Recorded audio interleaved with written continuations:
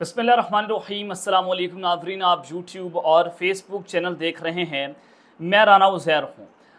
नाज़रीन, अभी सिस्टम से इमरान खान की एक तस्वीर भी बर्दाश्त नहीं हो रही थी कि 4 इकट्ठी तस्वीर, न सिर्फ तस्वीर बल्कि वीडियोज़ भी लीक होने का सिलसिला इस वक्त शुरू हो चुका है। और जिसने ताकतवरों की इस वक्त मंजी ठोक कर रख दी है, एजेंसीज नाकाम हो गई हैं। पूरी कोशिश की गई कि इमरान खान की तस्वीर रोकी जाए, उसको मीडिया पर नशर नहीं होने दिया गया, समात की लाइव कवरेज नहीं हो पाई, लेकिन इमरान खान की तस्वीर कैसे वायरल होगी, ये अहम तरीन सवाल था। तो जनाब, अब उसकी खोज लगाई जा चुकी है। तस्वीर लीक करने वाला कौन सा जज निकला है? क्लर्क को बरतरफ करने का जो इस मामला है कि उन्होंने जो तस्वीर लीक की है, तो क्लर्क को भी बरतरफ करने का फैसला हो सकता है। तस्वीर लीक करने वाली खातून और फिर जज के जो करीबी शख्सियत है, उन्होंने जिस तस्वीर को लीक किया है, ये तमाम तर डिटेल्स मैं आपके सामने बमा हकाइक और बमा सबूत रखने जा रहा हूँ कि सुप्रीम कोर्ट की कमरा अदालत के अंदर क्या कुछ होता रहा। और फिर दूसरी जानिब वज़ीर आज़म शहबाज शरीफ को फारिग करने का भी आज ऐलान हुआ है। ये ऐलान मैं नहीं कर रहा, बल्कि आज कमरा अदालत में तबले जंग बजा है और ISI के तमाम अफसरान को अदालत में तलब कर लिया गया है। खेल अपने इंतहाओं को पहुंच रहा है और इस वक्त इस्लामाबाद हाई कोर्ट ने जो तबले जंग बजाया हुआ है, उसने सिस्टम को हिलाकर रख दिया है। तो उस हवाले से कुछ इंपॉर्टेंट डिटेल्स मैं आपके साथ शेयर करूंगा। लेकिन अगर आपने चैनल को सब्सक्राइब नहीं किया, चैनल को लाइव सब्सक्राइब कर लें, बेल आइकन को दबा दें। आने वाली तमाम तरह अपडेट्स आपकी खिदमत में बर वक्त पेश होती रहें। नाज़रीन, आज इमरान खान साहब को पेश किया गया वीडियो लिंक के जरिए। हालांकि समात तो लाइव नशर होनी थी, इमरान खान साहब क्योंकि आज पेश हुए तो समात को लाइव नशर नहीं होने दिया गया। तो खैर जनाब, आज अली अहमद खान, शिबली फराज, शौकत बसरा और दीगर रहनुमा सुप्रीम कोर्ट ऑफ पाकिस्तान में मौजूद थे। सेनेटर फैसल जावेद चौधरी साहब जो हैं वो भी वहाँ पर मौजूद थे। तो आज उन्होंने कहा कि तहरीके इंसाफ ये उनका मौक़िफ़ था कि इमरान खान का हक था कि उसे ज़ाती हैसियत में आने दिया जाए। तो अडयाला जेल से यहाँ तक 40 मिनट का फासला है। सिक्योरिटी की बात की जाती है तो क्या एक एटमी ताकत रखने वाली रियासत अपने साबिक वज़ीर आज़म को अदालत में नहीं ला सकती? आम तरीन सवाल तो कर लिया कि आप तो दुनिया की जो है वो एटमी ताकत है, तो आप एक साबिक वज़ीर आज़म का दिफा नहीं कर सकती, आप उनकी सिक्योरिटी कॉम्प्रोमाइज़ नहीं हो सकती। जनाब, ये बड़ा जेन्युइन क्वेश्चन जो है पाकिस्तान की एजेंसी से पूछा गया। और तो सुप्रीम कोर्ट के बाहर उन्होंने सहाफ़ियों से गुफ्तगू की और उन्होंने कहा कि हुक्मरान टोला इमरान खान की एक तस्वीर वायरल होने से डर गया है। हम सुप्रीम कोर्ट से तवक्को रखते हैं कि आइंदा समात पर जब इमरान खान के सामने अपना मौका पेश करेंगे तो उसे दीगर केसों की तरह सुप्रीम कोर्ट के यूट्यूब चैनल पर भी लाइव नशर किया जाएगा। साबिक वज़ीर और तहरीके इंसाफ के रहनुमा शिबली फराज ने कहा कि सुप्रीम कोर्ट के वाज़ेह हुक्म के बाद जेल से बराह रास्त दिखाने वाले वीडियो लिंक को अचानक बंद कर दिया गया। और उन्होंने कहा कि इमरान खान की तस्वीर जिस तेजी से वायरल हुई है उससे ये खौफजदा हो चुके हैं। उन्होंने सुप्रीम कोर्ट के बाहर सहाफ़ियों को बताया कि इमरान खान का माइक बंद है और इम्कान है कि आज शायद इमरान खान अपना मौका अदालत के सामने ना रख पाए। तो फिर इमरान खान साहब आज चूंकि ना बोल पाए, इमरान खान का माइक जो है वो बंद था और फिर समात को गैर मुअय्यना मुद्दत तक जो है मुलतवी कर दिया गया है। और आइंदा समात पर भी इमरान खान जो है वो पेश होंगे, वीडियो लिंक के जरिए पेश होंगे। लेकिन आज सबसे बड़ा सवाल ये था कि काजी फाइज ईसा साहब का 5 रुकनी बेंच उसने ये फैसला किया था कि इमरान खान जो है उसको जब वो पेश होंगे तो इस केस की लाइव नशरियात नहीं होंगी।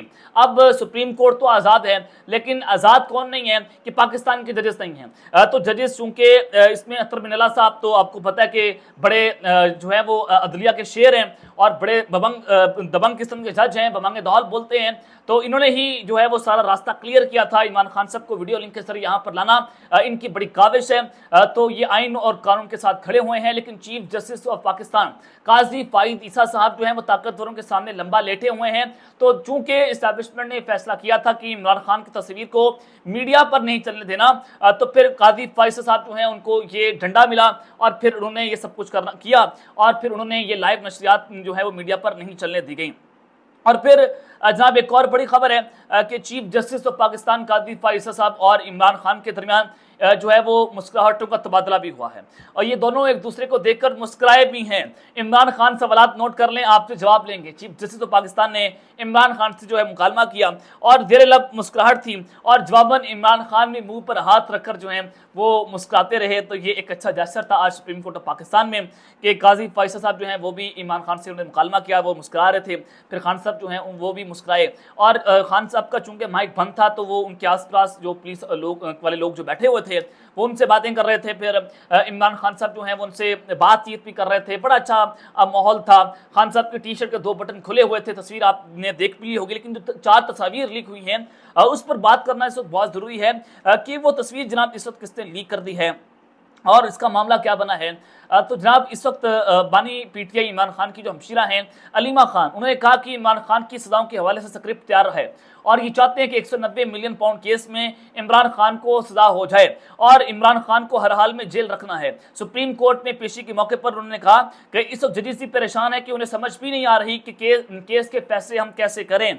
तो जनाब ये एक बड़ी जो है वो उन्होंने एक नया प्लान जो है उसका भांडा फोड़ दिया है। और फिर आपको एक और बड़ी खबर देना चाहता हूँ कि इमरान खान को अलकादर ट्रस्ट केस में सजा देकर जो अडयाला जेल के अंदर ट्रायल चल रहा है तो जजेस जो है वो छुट्टी पर चले जाएंगे और जो ये नैब तरमीम केस जिसमें आज इमरान खान साहब पेश हुए हैं तो अगले हफ्ते ये बेंच जो है वो जनाब मौजूद नहीं होगा और ये हाजिर नहीं होगा। तो लिहाजा अगले हफ्ते तो इस केस की समाअत नहीं हो सकती। तो उससे अगले हफ्ते जो है आप ये जो है वो कर सकते हैं कि इमरान खान साहब उससे अगले हफ्ते शायद आपको वो बोलें और वहाँ से कोई मीडिया रिपोर्ट कर दे। लेकिन अगले हफ्ते जो है ये इस केस की समाअत जो है वो नहीं हो पाएगी और फिर उसके बाद जो है वो जजेस अपनी छुट्टियों पर चले जाएंगे। ईद की जो गर्मियों की छुट्टियाँ होती हैं फिर उनको वो इंजॉय करेंगे। तो जनाब आज जो खान साहब की एक तस्वीर लीक होती है वो किससे तस्वीर लीक की, शौकत बसरा साहब का नाम सामने आया जो पाकिस्तान तहरीक इंसाफ के वकील भी है और रहनुमा भी हैं। तो उन्होंने इनकार कर दिया, उन्होंने इसकी तरदीद कर दी कि मैंने ये तस्वीर जो है वो लीक नहीं की। लेकिन एक तस्वीर लीक होने के बाद 4 मजीद तस्वीर जो है वो लीक हो चुकी हैं और वीडियोस का भी इस वक्त तस्करा है और तस्वीर लीक करने वाले कौन से जज के जो हैं वो क्लर्क निकले हैं उनको भी बरतरफ करने की इस वक्त कोशिशें शुरू हो चुकी हैं। जनाब बेंच ने यह फैसला कर लिया था कि इमरान खान साहब की जो नशरियात हैं उसको लाइव नहीं चलने दिया जाएगा। और फिर जब 12:30 बजे के करीब जब इमरान खान की तस्वीर लीक होती है तो उसके बाद सुप्रीम कोर्ट में हलचल मचना शुरू हो गई। वहाँ पर पुलिस एक्टिव हो गई, आसपास से लोगों को पूछताछ की जा रही थी कि किस तरह तस्वीर लीक कर दी है। सीसीटीवी फुटेजेस जो है वो देखी जा रही थी कि तस्वीर बनाने वाला कौन है। तो जनाब फिर ये हुआ कि चीफ जस्टिस काजी फैसल साहब जो हैं उन्होंने इमरान खान की तस्वीर को मिनिमाइज करवा दिया।